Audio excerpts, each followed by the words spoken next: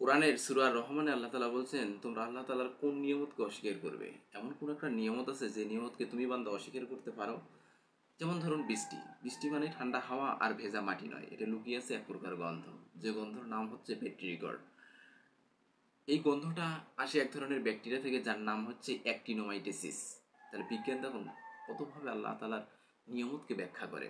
এই অ্যাক্টিনোমাইটোসিস আবার শুষ্ক মাটিতে অর্থাৎ শুকনা মাটিতে বসবাস করে।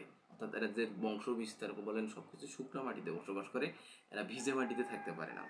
যখন বৃষ্টি পড়ে মাটিটা ভিজে যায়, আর মাটি ভিজে যাওয়ার কারণে এরা এক ধরনের রাসায়নিক নিঃসরণ করে। অর্থাৎ অ্যাক্টিনোমাইটোসিস যে ব্যাকটেরিয়াটা আছে, এটা এক ধরনের রাসায়নিক নিঃসরণ করে, যেটার নাম হচ্ছে জিওসমিন।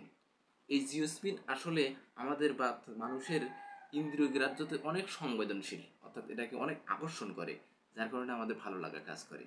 দেখেন আল্লাহ তালার নিয়ামতগুলো কত সুন্দর, যদি আমরা এটার ব্যাখ্যা করি তাহলে আমরা গভীরভাবে আল্লাহ তালার নিয়ামতগুলো জানতে এবং মানতে এবং বুঝতে পারবো।